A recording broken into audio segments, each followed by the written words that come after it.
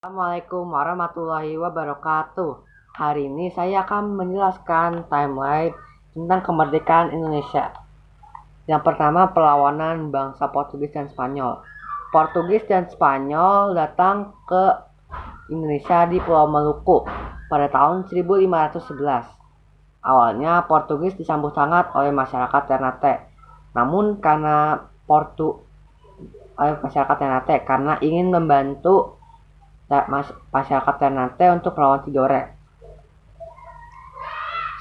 Spanyol pun juga begitu. Dia disambut hangat oleh masyarakat Tidore karena ingin membantu masyarakat Tidore untuk menyerang Ternate. Namun lama-kelamaan Portugis serakah, berwenang-wenang dan arogan yang membuat Ternate dan Tidore pun bersatu menyerang Portugis yang dipimpin oleh Sultan Hairun yang dilanjutkan oleh Sultan Babullah. Selanjutnya Belanda pertama kali datang ke Indonesia di Banten. Inggris pertama kali datang di Indonesia di Batavia atau sekarang dikenal sebagai Jakarta. VOC merupakan perusahaan yang didirikan oleh pemerintahan Belanda. VOC ini merupakan praktek monopoli perdagangan di Indonesia. Namun karena di dalam perusahaan tersebut banyak koruptor yang membuat perusahaan tersebut lama-kelamaan makin buruk. Selanjutnya tanam paksa. Nama lain dari tanam paksa adalah kultur stem cell. Tanam paksa ini juga adalah ide dari Johannes van den Bosch. Sistem tanam paksa ini adalah memberi pada masyarakat yang mempunyai lahan, diberikanlah lahannya oleh masyarakat Belanda. Lalu jika masyarakat yang tidak mempunyai lahan dipaksa untuk menanam tanaman yang sudah ditentukan oleh pemerintahan Belanda. Lalu hasil tanamannya akan diberikan ke pemerintahan Belanda. Perlawanan daerah. Yang pertama, Sultan Hasanuddin dari Kerajaan Goa. Sultan Hasanuddin lahir di Makassar, Sulawesi. Sultan Hasanuddin memiliki ilmu pengetahuan tentang kerajaan-kerajaan, diplomasi, dan juga strategi perang. Sultan Hasanuddin diangkat menjadi raja kerajaan Goa. Karena Sultan Hasanuddin tidak ingin masyarakatnya tunduk pada pemerintahan Belanda, akhirnya Sultan Hasanuddin melakukan perlawanan ke perusahaan Belanda yaitu VOC. Namun Belanda lama-kelamaan menambah pasukan yang membuat Sultan Hasanuddin terdesak dan makin lemah. Akhirnya Sultan Hasanuddin membuat perjanjian Bongaya, yang perjanjian tersebut adalah perdamaian antara kerajaan Goa dan pemerintahan Belanda. Namun kerajaan Goa dan pemerintahan Belanda pecah lagi yang membuat Sultan Hasanuddin mengundurkan diri menjadi raja. Namun Sultan Hasanuddin tidak tunduk pada kolonial Belanda. Sultan Hasanuddin mengajarkan agama-agama Islam di masyarakat sekitar. Lalu yang kedua terdapat Kerajaan Majapahit. Kerajaan Majapahit dikatakan luasnya hampir seluas negara Indonesia yang sekarang. Hal ini disebabkan karena salah satu tokoh yang bernama Gajah Mada. Ia mengikrarkan Sumpah Palapa, yaitu sebelum dia menyatukan pulau-pulau di Nusantara, dia tidak akan memakan buah palapa semacam rempah-rempah. Lalu pergerakan nasional yang membuat Indonesia tidak bisa melawan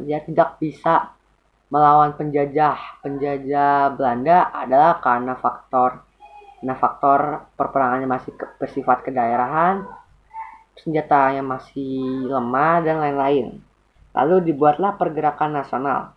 Masa awal pergerakan nasional yaitu Budi Utomo yang didirikan oleh Dr. Sutomo yang pada 20 Mei 1908 yang akhirnya dijadikan Hari Kebangkitan Nasional oleh pemerintah Republik Indonesia. Lalu selanjutnya Sumpah Pemuda. Sumpah Pemuda adalah eh, Sumpah Pemuda menjadi tiga bagian. Bagian pertama, Sumpah Pemuda tidak menghasilkan perjanjian apa-apa. Di Sumpah Pemuda yang kedua menghasilkan perjanjian bahwa lagu kebangsaan Indonesia adalah Indonesia Raya. Bendera Indonesia adalah merah putih dan di merah putih. Dasar negara Indonesia adalah Pancasila dan diikrarkannya Sumpah Pemuda. Kongres Perempuan merupakan istri-istri dari Sumpah Pemuda. Penjajahan Jepang.